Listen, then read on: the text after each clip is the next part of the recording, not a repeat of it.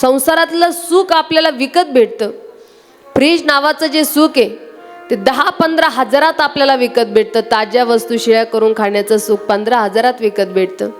हवा नावाचं सुख आहे ते 10 हजारात विकत भेटेल. कुकर नावाचं सुख आपल्याला 2-4 हजारात विकत भेटेल.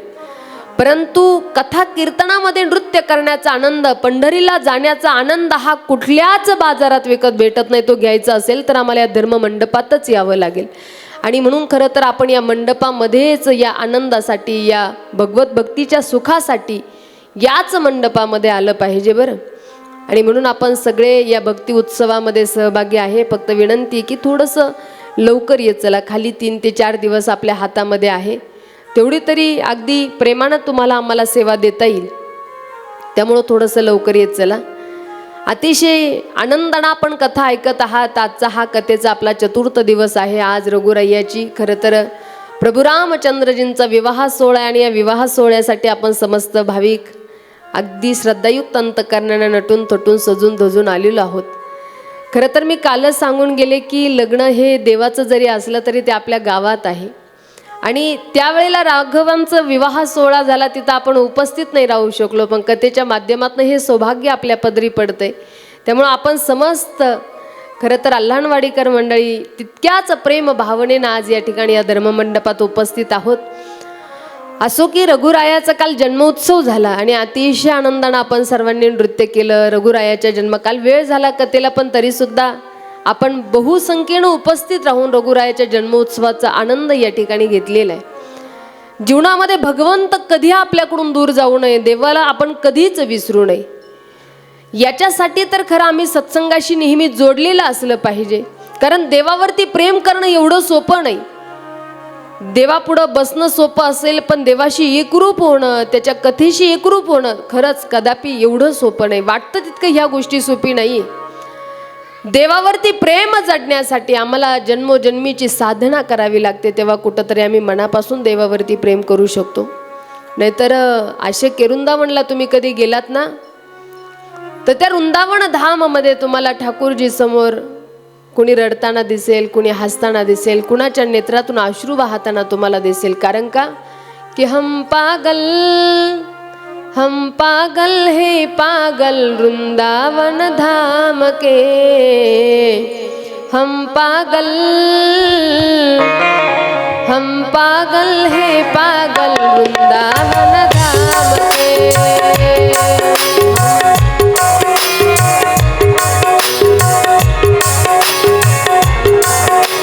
हम पागल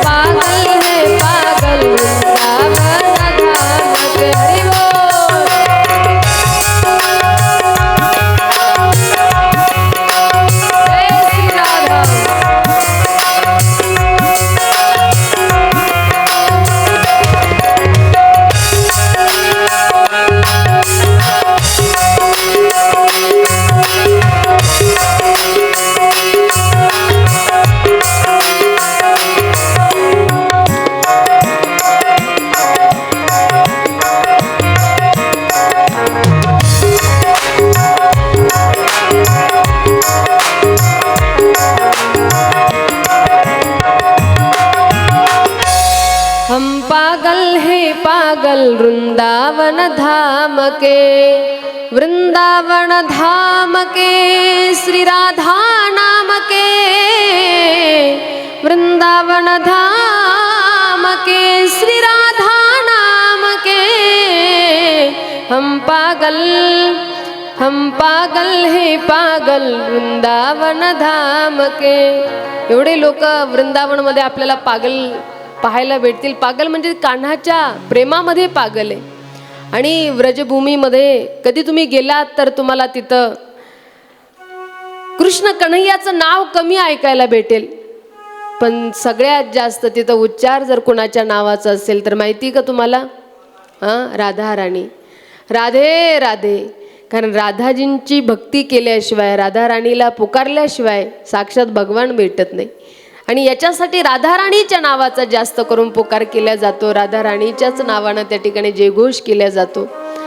बरं, व्रजभूमीमध्ये जन्माला येणं, तिथं निवास करणं, त्या व्रजभूमीमध्ये भूमीच्या सानिध्यात राहणं खरंच भाग्य लागतं. बरं, वृंदावनमध्ये परिक्रमा करत असताना यमुना मैयाच्या किनारी एक आश्रम आहे. आता मला नाव आश्रमाचं लक्षात नाही, परंतु तिथे एक चिंचेचं झाड आहे आणि फार पुरातन आहे ते. आता सध्या तिथं थोडासा पत्रा वगैरे लावलेला आहे, परंतु असं आख्यायिका आहे तिथली की व्रजभूमीमध्ये ज्या वेळेला परिक्रमा मार्ग करायचा होता, 11 किलोमीटरचा हा परिक्रमा मार्ग आहे, तो परिक्रमा मार्ग करायचा होता आणि मध्ये मध्ये येणारे जे झाड आहे ते सगळे तोडून टाकायचे होते. बरं का बाबा, त्यावेळेला आदेश आले की ही सगळे रस्त्याच्या मधले जे येणारी झाडं हे तोडून टाकायचे. पण एक झाड तोडणाऱ्या व्यक्तीच्या स्वप्नामध्ये गेलं आणि सांगितलं, इथे जन्म भेटण्याकरिता कित्येक वर्ष सायास प्रयास करावे लागले, तेव्हा झाडाच्या माध्यमातून या भूमीमध्ये मला जन्म मिळाला,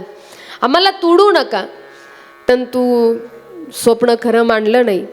ज्या वेळेला त्या झाडाला तोडण्यात गेलं ना, अक्षरशः त्या झाडातून रक्त बाहेर येत होतं, रक्त खाली पडत होतं. म्हणजे इतकी त्या भूमीची आख्यायिका आहे. आपल्याला कुठेही कुणी भक्ती करताना, राधे राधे म्हणताना, जप करताना पाहायला मिळेल. कारण ती जी भूमी, ती भक्तीची भूमी, तिथली व्रजभूमीसारखी भक्ती फार कुठल्या क्षेत्रात आपल्याला पाहायला भेटत नाही. परंतु व्रजभूमीमध्ये अत्यंत कृष्ण कन्हैयाला, राधा राणीला त्या ठिकाणी मनापासून भजलं जातं, मनापासून त्यांचं स्मरण केलं जातं. आणि म्हणून आपण निश्चित भाग्यवान मंडळी आहोत की माऊली, कधीतरी आपल्याला सुद्धा देवाविषयी एक आदरानं कथा ऐकावी वाटते, भगवत भक्तीच्या सत्संगतीच्या सानिध्यात आपल्याला जावं वाटतं आणि खरंच आपण गेलो पाहिजे. मी बोलून गेले की देवाविषयी प्रेम निर्माण होणं तसं एवढं सोपं नाही. जसं की एखादी मुलगी संसारामध्ये राहते, लग्न करून सासरी जाते, पण त्या घरी राहत असताना सासूनं कधीतरी सुनानं त्रास दिला म्हणून सासूच्या डोळ्यात पाणी येणं साहजिकच आहे. पण कधीतरी घराला अशी जानकी सारखी, सीता मैया सारखी सून भेटावी की अरे, की तिच्या प्रेमाला पाहून कधीतरी सासू सासऱ्यांच्या डोळ्यामध्ये, नवऱ्याच्या डोळ्यामध्ये पाणी यावं. खरं त्यावेळेला तिच्या संसारातला विजय. पण एखाद्या वेळेला आम्ही देवासाठी रडावं, हा आपल्या भक्तीचा विजय नाही. की आपलं प्रेम पाहून, आपली भक्ती पाहून कधीतरी देवाच्या डोळ्यात आपल्यासाठी पाणी यावं, हा खरं तर आपल्या भक्तीचा विजय. आणि अशी भक्ती आपण जीवनामध्ये केली पाहिजे. कधीतरी देवाला आपली भक्ती आवडावी, देवानं आपल्या भक्तीची प्रतीक्षा करावी, अशी मनापासून सेवा भक्ती आपल्याला करत आली पाहिजे. म्हणून जीवनामध्ये परमात्मा या जीवाकडून कधी विसरता कामा नये आणि विसरूच नये. असं जर आम्हाला वाटत असेल तर आम्हाला एक करावं लागेल काय, की राम नामाति मीठा है, राम नामाति मीठा है, कोई गा के देख लो, आ जाते हैं राम, कोई बुला के देख लो. राम नाम, राम नामाति मीठा है, कोई गा के देख लो, आ जाते हैं राम, कोई बुला के देख लो. राम नाम अति मीठा है, कोई गा के देख लो. राम नाम अति मीठा है, कोई गा के देख लो. आ जाते हम हो बुला के देख लो. श्री राम जय राम, जय जय राम, श्री राम जय राम, जय जय राम. बोला बोला. श्री राम जय राम, जय जय राम, श्री राम जय राम, जय जय राम. श्री राम जय राम, जय जय राम, श्री राम जय राम, जय जय राम. बोला सरांनी.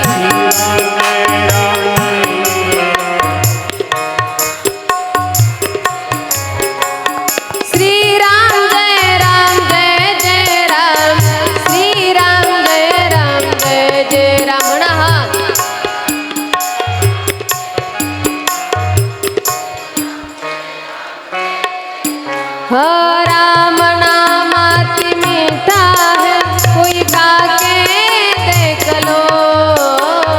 आ जाते हैं राम, कोई बुला के देख लो। राम नाम मीठा है कोई गा के देख लो। आ जाते हैं राम, बुला के देख लो।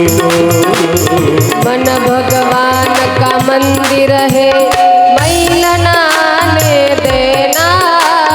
मन भगवान का मंदिर है, मैल नाने देना। मनुष्य जन्मान मोल मिला, इसे व्यर्थ गवाना देना। शीश झुके और प्रभु मिले, शीश झुके और प्रभु मिले, झुका के देख लो। राम नाम अति मीठा है, कोई गा के देख लो। आ जाते हैं राम, कोई बुला के देख लो। राम नाम अति मीठा है कोई गा के देख लो। हरि बोल। बुला के देख लो। जय श्री राम।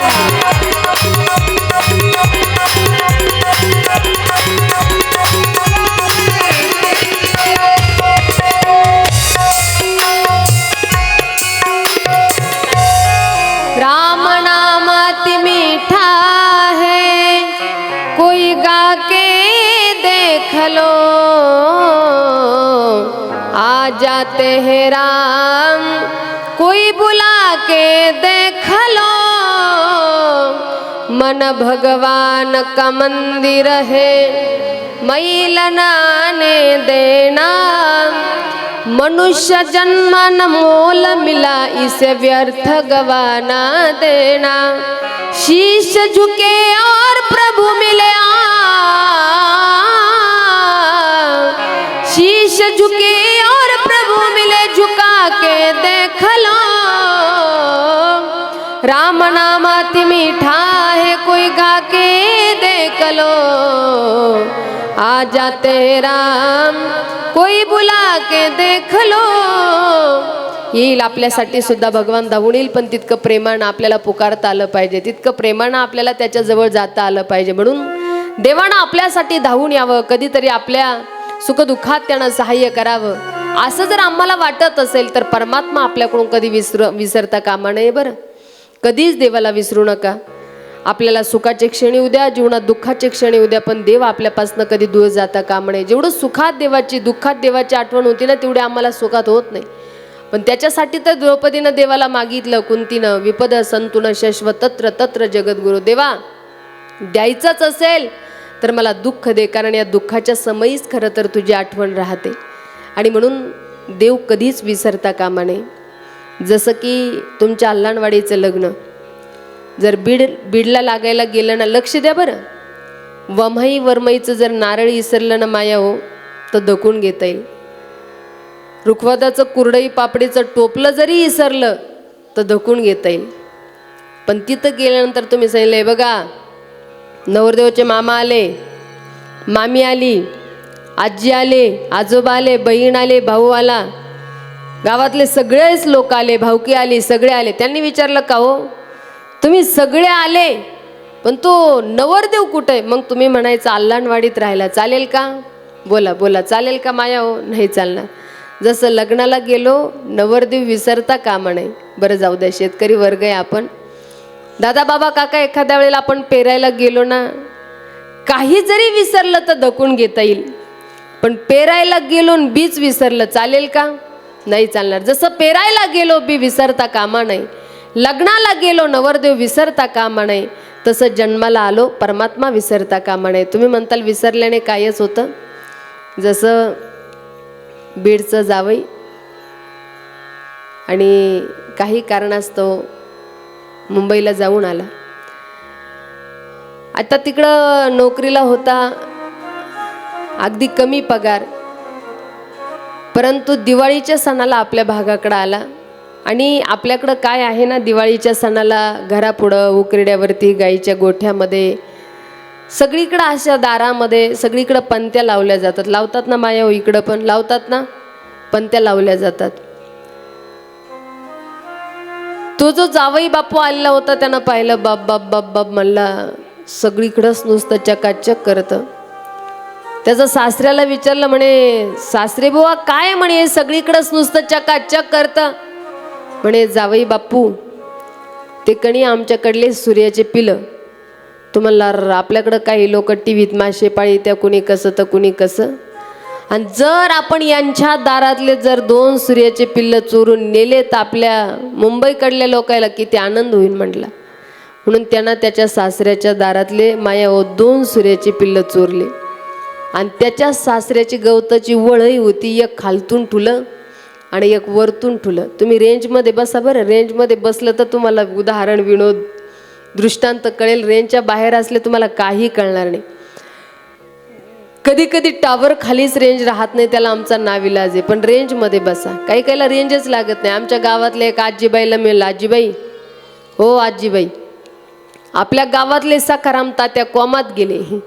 ते आजीबाई मला म्हणे, बाई ते मोठे लोक आहेत तायडे, ते कुठं जातील. म्हणजे रेंजमध्ये नसलं की असा घोटाळा होतो, त्यामुळे रेंजमध्ये बसलं पाहिजे. आता त्या जावई बापून ते 2 सूर्याचे पिल्लं गवताचे वळईत लपवले. आखी वळई चतली ना, सगळे लोक बेजार. कोणी पेटवली वळई, कोणी पेटवली वळई. हे म्हणतात मी आज सूर्याचे पिल्लं टुलते, ते मेले काय नो बा. पण त्याला विसर पडला. अग्नीचा परिणाम काय हे न कळल्यामुळे माणूस विसरतं. बरं त्या सासूबाईला भलता आनंद झाला, बाई जावई बापू आले, जावई बापू आले. बरं सासवांचं जावयामध्ये फार प्रेम असतं. नाकाचा मोती ठेवी गहाण पण राखे जावयाचा. हां, तिनं जबरदस्त जावयाला स्वयंपाक केला, धिरडं आणि गुळवणी. बरं या गड्यानं 12 धिरडे खाल्ले.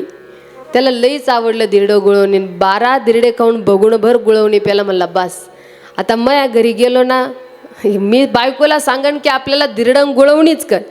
सासूबाईकडे गेला, म्हणे सासूबाई काय म्हणतात हो याला. म्हणे जावई बापू याला कणी धिरडं गुळवणी म्हणतात. मग यानं ते डोक्यातच ठेवलं, धिरडं गुळवणी. म्हणे एखादी गोष्ट तुम्ही पाहा, लक्षात जर ठेवायचं असलं का आपण त्याला सारखं घोकत राहतो. अगदी ते जावयाचं सुद्धा तसंच झालं. ते सारखं त्याच्या आता डोक्यात दुसरं काही राहिलंच नाही. निघायचं एवढंच ठाऊक आहे, पण त्याच्या तोंडात एकच, धिरडं गुळवणी, धिरडं गुळवणी, धिरडं गुळवणी. सासूबाईला म्हणे येतो बरं का मी. गेला कसं तरी बसस्टँडला. बसस्टँडवरती पोहोचला, गाडीमध्ये बसला. कंडक्टर आला, तिकीट तिकीट. हे म्हणतात धिरडं गुळवणी, धिरडं गुळवणी. कंडक्टर म्हणला धिरडं गुळवणी चुलीत घाल, पण इथं तिकीट दे. कसं तरी तिकीट घेतलं, पण निघालेला होता ना तरी तोंडात तेवढंच, धिरडं गुळवणी, धिरडं गुळवणी, धिरडं गुळवणी, धिरडं गुळवणी. बसमधून खाली उतरला स्टँड आल्यानंतर. आणि खाली उतरल्यावर घराच्या दिशेनं जाता जाता एक रस्ता शेणाचा पहो पडलेला होता. त्या शेणाच्या पहोवर याचा जसा पाय पडला, पडलं तसं घसरलं, घसरलं की पसरलं, आणि पसरलं तसंच इसरलं. काय बोला बोला काय, धिरडं आणि गुळवणी. तुम्हाला नियम हुकला, पण इथून पुढं काय म्हणायचं. त्यानं एकच मंत्र पाठ केला, काय त्वाय महिना केलतं तसं कर, त्वाय महिना केलतं तसं कर. त्या बायकोनं पाहिलं, बाई आज तर गाडी तालमीत आले का. हो हो आलो. आणि काय केलतं मग आपल्या महिना.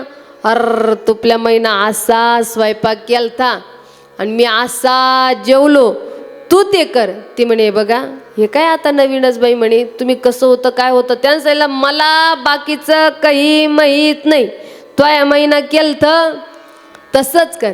ती म्हणे अहो माया महिना केलतं तसंच करीन, पण काय होतं कसं होतं मला सांग. त्यानं सांगितलं मला बाकीचं काही माहीत नाही, तो या महिना केलतं तसंच कर. ती म्हणे अहो त्या डॉक्टरकडे गेलं ना तर त्या डॉक्टरला सुद्धा सांगावं लागतं, हात दुखतो, पाय दुखतो, गुडघा दुखतो. तुम्ही जर डॉक्टरकडे गेले आणि डॉक्टरला म्हणले डॉक्टर कसं काय नव्हतं, डॉक्टर म्हणतो भाऊ ही चिठ्ठी दुसऱ्या दवाखान्यात जाईल, कसं काय नव्हतं औषधच नाही. तसं तुम्ही म्हण त्यानं सांगितलं मला बाकीचं काही माहीत नाही, तो या महिना केलतं तसंच कर. हिला भलता राग आला आणि रागाच्या तडाक्यात म्हणे का हो तुमचे काय वायर निसटले का? तोय महिना केलं तर तसं कर, तोय महिना केलं तर तसं कर, असं कुठं कळत असतं का? वायर निसटले म्हणल्यानंतर अशी बायको हाणली. आजपर्यंत पट्ट्याला कधी कोणी बोललं नाही, तू मला वायर निसटले म्हणती. पण असं काही झालं की शेजारणी आल्याच पाहिजे तेल टाकायला, लगेच शेजारी आली, बाई असं कुठं असतं का? एवढं कुठं हाणीत असते का? तोय नवऱ्याचे काय वायर निसटले का? त्याने नुसती तुई पाठ धिरड्यावाणी करून सोडली. तिथंच होतं तेव्हा अगं तेच धिरडं गुळवणीच केलं. पण मला सांगा बरं, गोळ कशामुळे झाला? बोला बोला, कशामुळे? विसरल्यामुळे. तसं संत सांगतात, तुम्ही आम्ही जन्माला आलो, पण या जीवात्म्याकडून जर परमात्मा विसरला तर विसरली तया थोर झाली हानी, विसरली तया थोर झाली हानी, विसरली तया थोर झाली हानी, विसरली तया थोर झाली हानी, विसरली तया थोर झाली हानी, विसरली तया थोर झाली हानी, विसरली तया थोर झाली हानी, विसरली तया थोर झाली हानी, बचती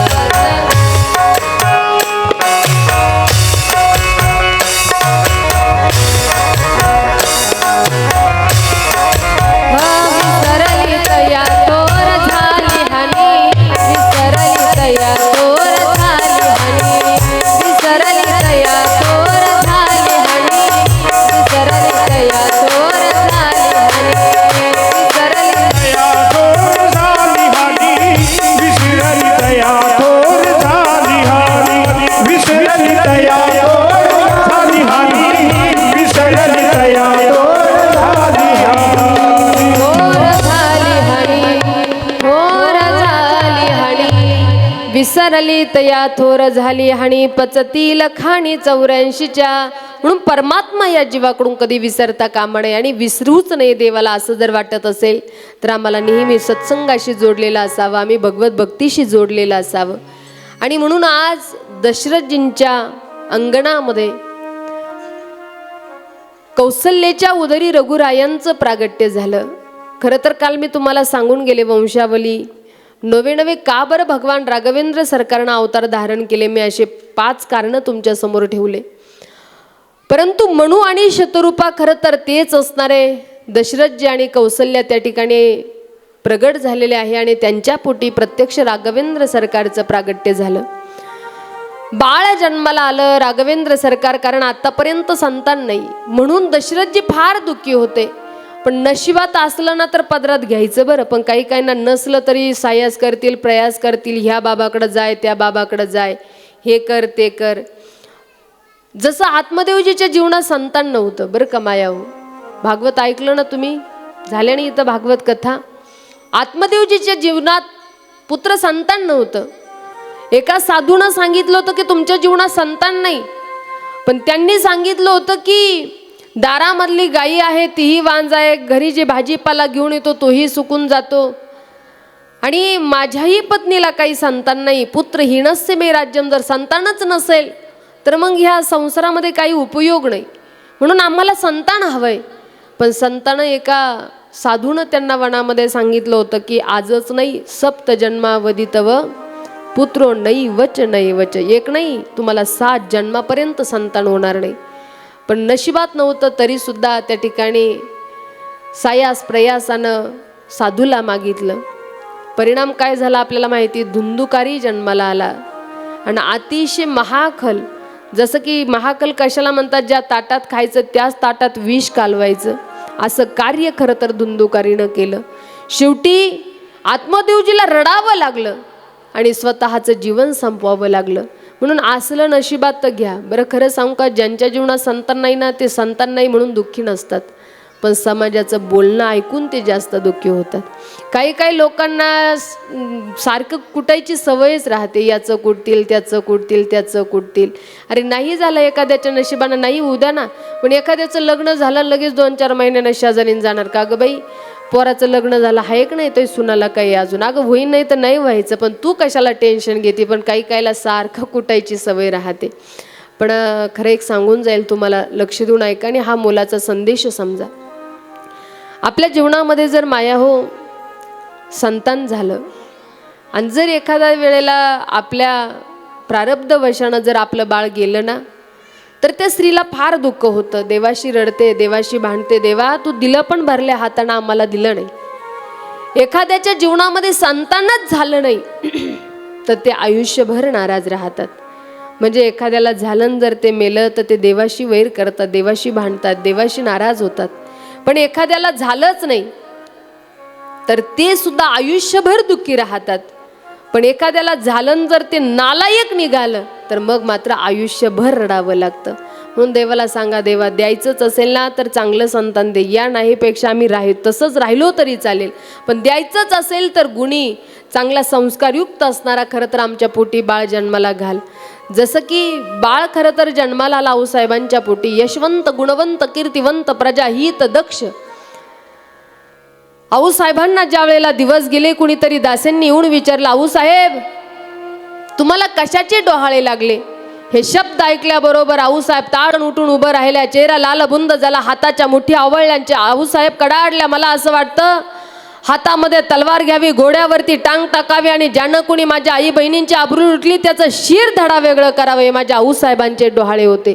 पण आजकालच्या हे बघा वाजवायच्या ना टाळ्या तर प्रेमानं वाजवा बरं, अशा टोल नाक्यासारख्या हातून वारं गेल्यासारखे वाजू नका, वाजवा एक साथ जोरदार वाजवा बरं. कधीतरी एखादं वाक्य आवडलं तर असा मनातून प्रतिसाद दिला पाहिजे. कधीतरी कलाकार चांगलं एखादं भजन गात असतील, कधीतरी एखाद्या हरकती निघत असेल, कीर्तनकार एखादं गोड वाक्य बोलत असेल तर कधीतरी असा मनातून प्रतिसाद दिला पाहिजे. आणि तसं तर कथाकार कीर्तनकारांना भिकाऱ्यासारख्या टाळ्या मागू नये.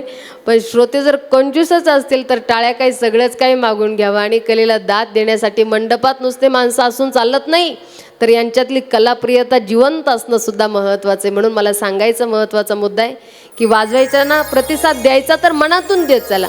असं उगाच वाजवायची म्हणून वाजवायची आणि त्यानं वाजवली तर आपण वाजवायची असं काही नाही. तुम्हाला एखादं वाक्य मनाला भावलं की मनातून प्रतिसाद आपण दिला पाहिजे.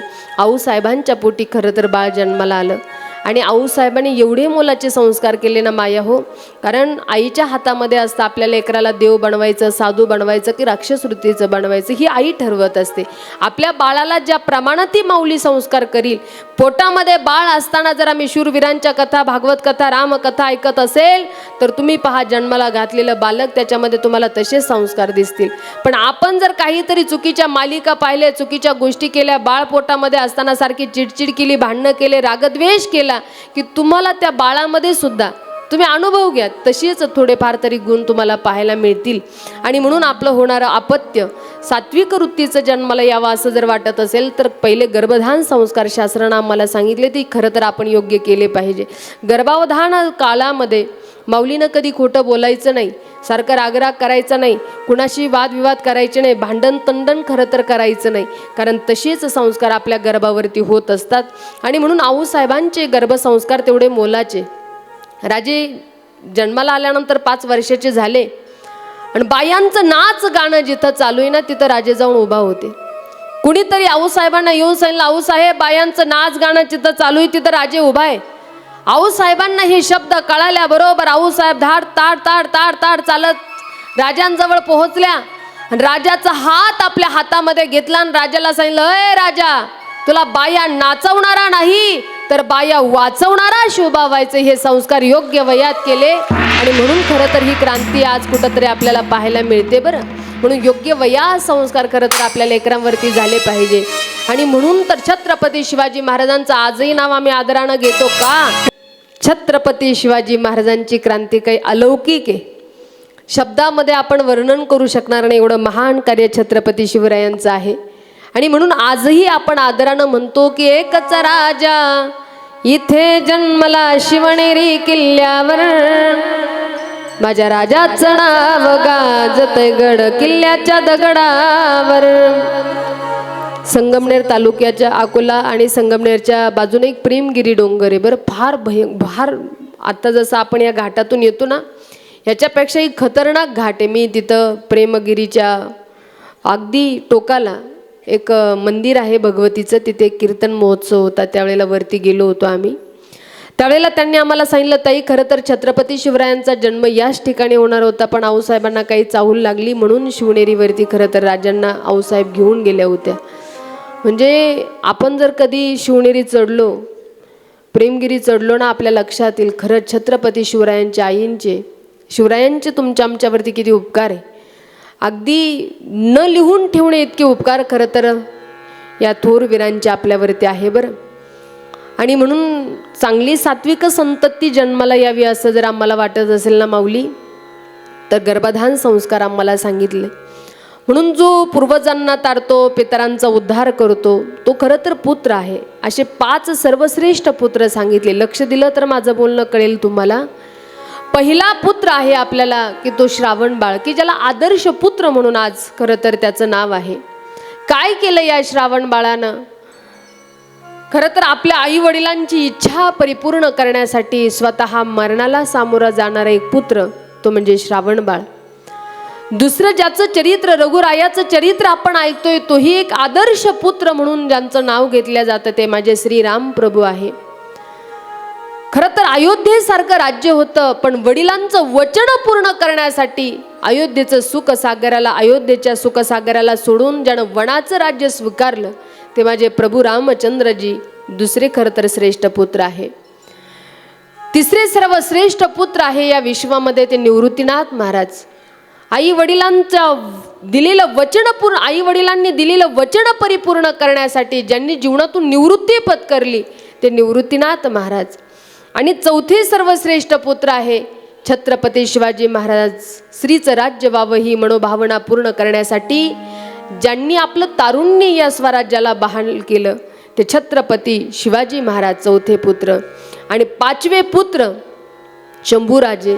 औरंगजेबाने अनन्वित अत्याचार करून सुद्धा वडिलांच्या स्वाभिमानासाठी आणि भगव्याच्या अस्मितेसाठी ज्यांनी खरं तर आपला प्राण या स्वराज्याला बहाल केला ते शंभूराजे. असे 5 सर्वश्रेष्ठ पुत्र आहे. आणि खरं तर असाच आपला सुद्धा धार्मिक सुसंस्कृत त्या ठिकाणी सात्विक वृत्तीचा एक तरी पुत्र आपल्यासुद्धा पोटी असला पाहिजे बरं, की ज्याच्या चांगल्या संस्कारानं रघुरायासारखा पुत्र आपल्या पोटी, एवढा देव तर नाही पण किमान चांगल्या सात्विक संस्काराचा पुत्र जरी आपल्या पोटी जन्माला आला ना, तर आपलं शेवटच्या श्वासापर्यंत नाव आपला अजरामर ठेवील आणि आपला वंश चांगल्या पद्धतीने पुढे चालविल. याच्यासाठी आज आम्हाला या धार्मिक कथा कीर्तनाची गरज नाही. तर आज तुम्हाला वस्तुस्थिती सांगेल की आज असे काही संतान जन्माला आले, असे काही लेकरं आहे की आई वडिलांना खरं तर त्या लेकरांचं टेन्शन आहे. रात्री गोळ्या घेतल्याशिवाय त्या मायबापाला झोपा लागत नाही, अशी काही काहींच्या घरामध्ये संतान आहे बरं. आमच्या तिकडं एकदा माझं वर्ष श्राद्धाचं कीर्तन होतं बाबा. मी कीर्तनाला गेले. आता ज्या माऊलीचं वर्ष श्राद्ध होतं ना, अत्यंत तरुण होत्या त्या. फोटो पाहिला तर मला मनातून असं वाईट वाटलं. म्हणलं माऊली कुणाचंही हे श्राद्ध? तर म्हटले हे समोर जे उभा आहेत ना त्यांच्या पत्नीच आहे. म्हणलं बापरे, खूप तरुण होत्या त्या, काय झालं हो यांना? तर मला त्यांनी सांगितलं म्हणे ताई यांना ना मानसिक धक्का बसला, थोडंसं मेंटली प्रॉब्लेम झाला आणि त्यामुळं खरं तर ह्या गेल्या. पण मी म्हटलं असं काय घडलं त्यांच्या जीवनामध्ये? मग त्यांनी मला सांगितलं म्हणे ताई हे जे समोर उभा आहेत ना यांना 1.5 ते 2 लाख रुपये पगार आहे म्हणे, हे प्राध्यापक आहे आणि यांचं असणारी ही पत्नी होती. म्हटलं पण ते वारल्या कशानं त्या गतप्राण झाल्या मला सांगाल का? मग ते थोडंसं बाजूला गेल्यावर त्यांनी मला सांगितलं म्हणे ताई यांना एकच मुलगा होता, पण मी त्या दिवशी सांगितलं ना की एकुलता एक मुलगा म्हणून फार त्याला लाड करून आपल्या डोक्यावर कधी बसवायचं नसतं. अगदी त्यांनी एकुलता एक मुलगा म्हणून फार त्याचे लाड करत राहिले. पण लेकरांना कधीतरी आपण किती श्रीमंत असू द्या बरं का दादा बाबा काका, पण आपली श्रीमंती ही कधी लगेच तुम्ही लेकरांसमोर दाखवू नका. किंवा कधी लेकरांनी 5 मागितले की 10 घे, हे चुकीचं आहे बरं.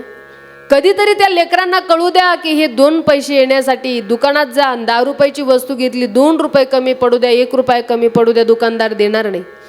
म्हणजे लेकरांना पैशाची किंमत कळू द्या की ही रुपया 10 रुपये येण्यासाठी काय कष्ट करावे लागतात, काय सायास करावे लागतात, प्रयास ही लेकरांना कळू द्या.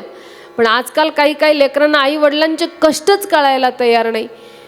सगळं काही आई वडिलांच्या जीवावर मौज मजा करत राहतात आणि आई वडीलही म्हणतात एकुलता एक कमवायचं तरी कोणासाठी. अरे कमवायचं पण ते थोडंसं व्यवस्थित कमवा, जेणेकरून तुमच्या लेकराला तुमच्या कष्टाची जाणीव राहिली पाहिजे. पण त्या आई वडिलांनी कधी फारसा विचारच केला नाही. बस एकुलता एक ना, त्यानं पैसे मागितले, 10 मागितले की 20 दे. पण दिवसेंदिवस ना त्या लेकराची जी वृत्ती आहे ती फार बदलत गेली. त्याला थोडासा घमंड असायचा का मी पैशावाला आहे, माझ्याकडे फार पैसा आहे. 10वी-12वीच्या वयामध्ये खरं तर प्रेमामध्ये राहिला तो. एका मुलीवरती त्यानं प्रेम केलं आणि आता मुलींना काय प्रेम झालं म्हणजे मला हे दे ते दे, मग त्यानं ते मुलीला देत राहायचं. त्याचा जो मित्र होता काही दिवसानं 2-4 वर्षानं त्याला कळालं की मी जिच्यावरती प्रेम करतो ना, माझा मित्रसुद्धा तिच्यावरतीच प्रेम करतो. आणि मग त्यानं त्या मुलाला सोबत गोड बोलून घेतलं आणि कुठंतरी दूर नेऊन एका दरीखोरीमध्ये अंगावरती पेट्रोल टाकून त्याला जाळून टाकलं. त्या मित्राला मग काही दिवसानं कळालं की याच्याकडून असं झालं, यानं त्या मुलाला जाळून टाकलं. मग त्याला अटक झाली. बरेच दिवस तो जेलमध्ये राहिला. आईला थोडंसं हे ऐकल्यानंतर मानसिक टेन्शन आलं आणि त्या आईच्या डोक्यावर परिणाम झाला. परंतु काही दिवसांना आता याला जेलची सजा होती. बरेच दिवस तो अटक राहिला आणि त्याच्यानंतर त्याची काय असेल ती सजा कितीतरी 10-5 वर्षाची होती. तर तो तिथे राहू लागला. पण आईला थोडंसं चिंता, एकुलता एक होता, बाई असं झालं, आता पोरगं राहिलं नाही. सारखं त्या विचारानं त्या आईच्या डोक्यात चक्कर बसला आणि 2-4 वर्षानं ती माऊली गतप्राण झाली. ऐका बरं. पण ज्या वेळेला ती आई गतप्राण झाली म्हणून त्या मुलाला घेऊन आले ना विधीसाठी, तर पोलीस बंदोबस्तमध्ये होता. मागे पोलीस, पुढे पोलीस, हातामध्ये कडी. आणि आला ना अक्षरशः त्या लेकराच्या डोळ्यामध्ये आईचं अंत्ययात्रा पाहून टिपूजभर सुद्धा पाणी आलं नाही. मग मला हे सांगायचं, अरे ज्यांच्यासाठी आपण हे काबड कष्ट करतोय, ज्यांच्यासाठी हे सगळं काही आपण सुखसागर त्यांच्यासाठी उभा करतोय, पण त्यांनाच जर आपल्या कष्टाची जाणीव नसेल तर मग हे करायचं नेमकं कशासाठी. त्यामुळे संतान असं पोटी जन्माला घाला माया हो. तुम्ही म्हणताल आमच्या हातात, हा आपल्याच हातात आहे. आपल्या लेकरांना देव बनवायचं की राक्षस वृत्तीचं बनवायचं, की आपल्याला त्या ठिकाणी संत म्हणून एखादं बाल जन्माला घालायचं. संस्कार करण्याची सगळी जबाबदारी जर ईश्वरानं कुणाकडे दिली असेल तर तुमच्या आमच्याकडे. म्हणून आऊसाहेबांनी छत्रपती शिवरायांवरती एवढे योग्य संस्कार केले, एवढे मोलाचे संस्कार केले आणि म्हणून आदर्शवत छत्रपती शिवरायांचं जीवन आहे. म्हणून किंमत केली दुधाची तुझ्या आई जिजागा, किंमत केली दुधाची तुझ्या आई जिजागा,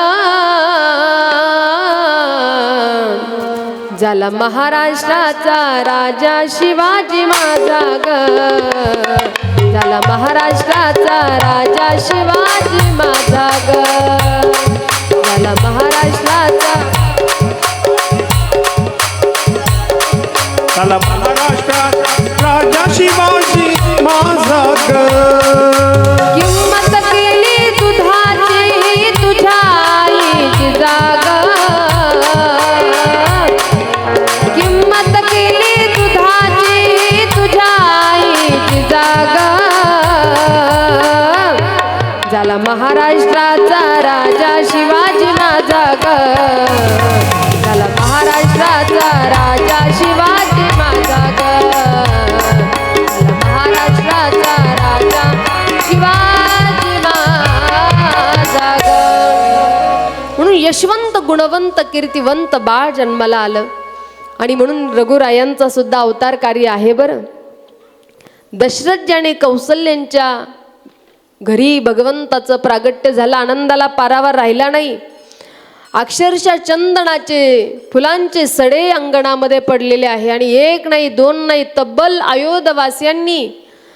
अवधवासियांनी जवळपास 6 महिने भगवंताच्या जन्मोत्सवाचा आनंद घेतला. की अवध में आनंद भयो, जय रघुवर लाल की, जय रघुवर लाल की, दशरथ जी की लाल की, अवध में आनंद भयो जय रघुवर लाल की, अवध में आनंद भयो जय रघुवर लाल की। कौन कुदियो हाथी पेड़ा, कौन कुदियो पालकी, बूढ़न को लाड़ू पेड़ा, बूढ़न को लापसी, अवध में आनंद भयो जय कन्हैया लाल की, अवध में आनंद भयो जय रघुवर लाल की। आनंद घेऊ लागले, नाचू लागले, गाऊ लागले, अगदी वृद्ध झालेले सुद्धा त्यांना वाटलं जणू काय आपण तरुणच झालो। गोस्वामीजी वर्णन करतात की आनंद उत्सवामध्ये दशरथजींनी काय केलं की सर्व सदान दिन सब काहू, सर्व सदान दिन सब काहू, सर्व सदान दिन सब काहू, जेही पावरा खा नाही ताहू, मृगमद चंदन कुमकुम कीचा, मची सकल बीतीन बीच बीचा, मृगमद चंदन कुमकुम कीचा, मची सकल बीतीन बीच बीचा। श्रीराम जय राम जय जय राम, श्रीराम जय राम जय जय राम, श्रीराम जय राम जय जय राम, श्रीराम जय राम जय जय राम। आनंदानं सगळं काही दान करू लागलेले आहे अवधवासियांना।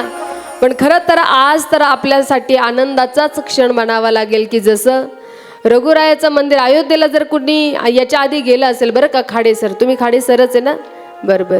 देवळाली पालाचीला बरेच दिवसापूर्वी कीर्तन झालं होतं आणि मी नर्मदा परिक्रमेला गेले त्यावेळेला सरांचे मला नेहमी फोन असायचे, दीदी तुम्ही कशा आहेत, कसा प्रवास चालू आहे, तुम्ही तिकडं परिक्रमा करतात पण टेटसच्या माध्यमातून मला असं वाटतं मी सुद्धा ताईबरोबर परिक्रमेलाच आहे की काय। खरं तर हा भक्तीतला श्रेष्ठपणाच म्हणावा लागेल की मनातून आम्हाला सुद्धा कुठंतरी एखादा साधना करत असताना आपण स्वतःला त्याच्यामध्ये झोकवून घेणं किंवा आपल्याला सुद्धा मी त्या क्षणी आहे त्या स्थितीला आहे असा अनुभव घेणं। परंतु सरांचे मला नेहमी कॉल असायचे आणि मला म्हटले ताई तुमच्या आमच्या अल्लाणवाडीला कथा आहे ना, आमच्यासाठी आनंद आहे की आम्ही तुमच्या कथेला नवे नवे तुमच्या दर्शनाला आम्हाला येण्याची खूप, कारण मला अगोदरच म्हटले होते दीदी तुमच्या आश्रमातच खरं तर तुम्ही परिक्रमा करून आल्या म्हणून आम्हाला भेटायला यायचं आहे, पण नसेल शक्य झालं। पण त्या दिवशी सर म्हटले ताई आता आमच्या गावाच्या परिसरामध्येच तुम्ही आहात तर आम्ही निश्चितच या सेवेसाठी येणार आहोत। आणि खरं तर त्यांचंही भाग्य म्हणावंच, काहीतरी पूर्वजन्मीची पुण्याई म्हणावी की कथेच्या माध्यमातून का असेना पण या स्थानावरती कथाश्रवण करण्यासाठी तेही या ठिकाणी उपस्थित आहे। आनंदाला पारावार राहिला नाही, दान तर एवढे देऊ लागलेले आहे की सगळं काही सर्वस्वाचं दान दशरथजींनी केलं। काय दान करायचं असं ठरवून नाही, जो येईल त्याला जे मनाला वाटेल ते सगळं काही त्या ठिकाणी दान करू लागले। मग काही हाताले उद्या सोनं नाणं हिरे माणिक मोती एवढा आनंद दशरथजींनी घेतला की बस आता त्या ठिकाणी मला संतानच नव्हतं ना, आणि प्रत्यक्ष आज माझ्या घरी यज्ञाच्या माध्यमातून जे फल निघालं त्या फलाच्या माध्यमातून आज माझ्या फक्त कौशल्यालाच नाही तर माझ्या आज तीनही पट्टराण्यांना या ठिकाणी 4 संतान झालेले आहे। आणि म्हणून दशरथजी त्या ठिकाणी माँ कौसल्याजी अतिशय आनंदानं त्या ठिकाणी विभोर झाल्या, महामना झाल्या आणि सगळं काही दान करू लागल्या। नुसतं त्या ठिकाणी आनंदच नाही तर मंगलवाद्य वाजवून प्रत्येकजण आनंद घेतोय। मंगल भवन हा मंगलहारी, द्रवहुसु दशरथ अजिर बिहारी, सगळेजण आनंदानं प्रेमानं गातायत त्या ठिकाणी सीतारामजी की प्यारी राजधानी लागे, सीतारामजी की प्यारी राजधानी लागे, मानो मीठो मीठो सरयू जी को पानी लागे, सीतारामजी की प्यारी राजधानी लागे, राजधानी लागे, मानो मीठो मीठो सरयू जी को पानी लागे।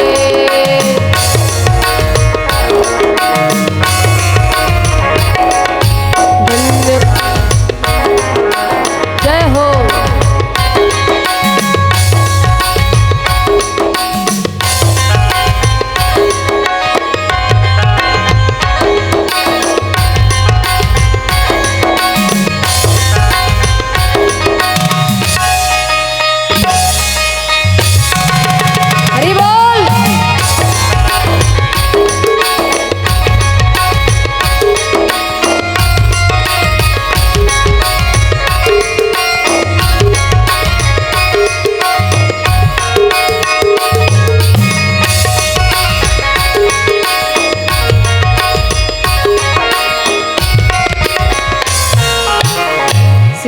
राम जी की प्यारी रजधानी लागे, मानो मीठो मीठो शरयू जी को पानी लागे।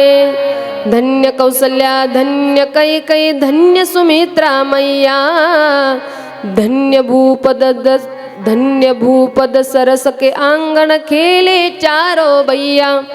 मिठी तो तली रसीली प्रभु रानी रजधानी लागे, रजधानी लागे। मानो मीठो मीठो शरयू जी को पाणी लागे। अयोध्येमध्ये आपण जर कधी गेलो तर शरयू मैयाचं त्या ठिकाणी वास्तव्य आहे। मी तुम्हाला सांगत होते की अयोध्येला जर आपण कधी गेलो असाल, याच्या अगोदर जसं आत्ता मंदिर झालं पण मंदिराच्या अगोदर मी गेले होते 8 वर्षापूर्वी। अक्षरशः एकदम छोटंसं मंदिर होतं आणि कुठंतरी रघुरायांचं दर्शन अत्यंत दुरून होतं। पण आता जेव्हा बाजूनं मस्जिद आहे ना, अलीकडेच आपल्या रघुरायाचं मंदिर आहे, तो खरं तर वाद होता एवढ्या दिवसापासनं। तिथं व्हिडिओ कॅसेटच त्या ठिकाणी कॅसेटी विकायला आहे की एवढा काही रक्ताचा सडा पडला होता, एवढे घनघोर युद्ध झाले का तर रघुरायाचं मंदिर या स्थानावरती व्हावं। पण बरेच दिवस सायास प्रयास करून सुद्धा ते शक्य झालं नाही। पण मात्र 2-3 वर्षापूर्वी निकाल लागला आणि ज्या ठिकाणी रामलला सरकारचा जन्म झाला त्या स्थानावरती रघुरायाचं मंदिर झालं पाहिजे असा खरं तर निकाल आला। आणि म्हणून त्या स्थानावरती रघुरायाचं भव्य दिव्य स्वरूपाचं मंदिर झालं। आणि मला असं वाटतं आम्हीच नाही, आपण सगळेच जण त्या क्षणाचे साक्षीदार आहे की याच्या अगोदरच्या लोकांना सांगता येणार नाही, पण जेव्हापासून मंदिर का आपण याच्या अगोदरचं काही सांगू शकत नाही, पण आज मात्र या मंदिराचे आपण साक्षीदार आहे की अरे रघुरायाचं जे मंदिर झालं ना, प्रत्येक गावागावातून वर्गण्या गेल्या आणि प्रत्येक जण रघुरायाच्या मंदिराच्या उद्घाटनाच्या वेळेला गात होतं काय, मेरे झोपड़ी के भागाज खुल जाएंगे, राम आएंगे, राम आएंगे, आएंगे राम आएंगे, राम आएंगे, आएंगे राम आएंगे। मेरे झोपड़ी के भागाज खुल जाएंगे, राम आएंगे। हरि बोल। मेरे झोपड़ी के भागाज खुल जाएंगे, राम आएंगे। बोला सर्वांनी। मेरे झोपड़ी के भागाज खुल जाएंगे, राम आएंगे। मेरे झोपड़ी के भागाज खुल जाएंगे, राम आएंगे। राम आएंगे, आएंगे राम आएंगे। वाजवा टाळी म्हणा सर्वांना। आएंगे। बोला बोला सर्वांचा आवाज येऊ द्या सगळ्यांनी एक साथ। राम आएंगे, आएंगे राम आएंगे, राम। आवाज नाही येते आवाज।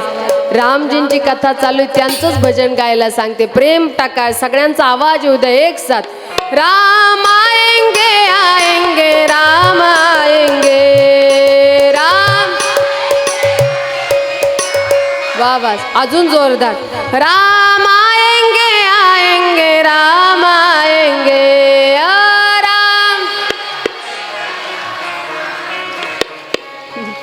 मेरे झोपड़ी के भागाज खुल जाएंगे, राम आएंगे। मेरे झोपड़ी के भागाज खुल जाएंगे, राम आएंगे। ओ मेरे झोपड़ी के भागाज खुल जाएंगे, राम आएंगे। जय हो।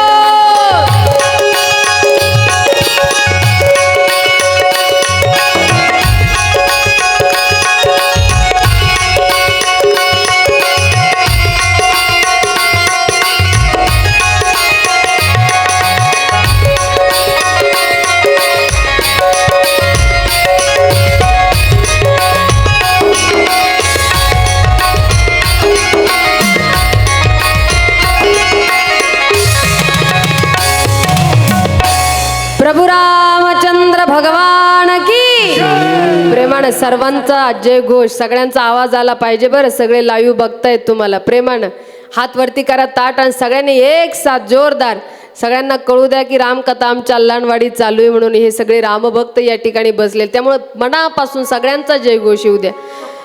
प्रभू रामचंद्र भगवान की जय जय श्रीराम, जय जय श्रीराम. वा, प्रत्येकाला तो हर्ष होता. त्या दिवसाची आतुरतेनं आपण प्रत्येक जण वाट बघत होतो की कधी आमच्या रामलला सरकारचं मंदिर पूर्ण होईल.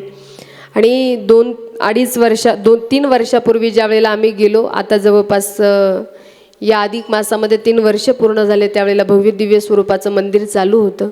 आणि अतिशय सुंदर खरं तर रघुरायाचं मंदिर अयोध्यामध्ये त्या ठिकाणी आता रघुराया त्या मंदिरामध्ये विराजमान आहेत. आपण सर्वजण बरेच जण अयोध्येला कधी गेले असाल तर आता त्या मंदिरामध्ये त्या रघुरायाचं दर्शन आपल्या सर्वांना होत आहे.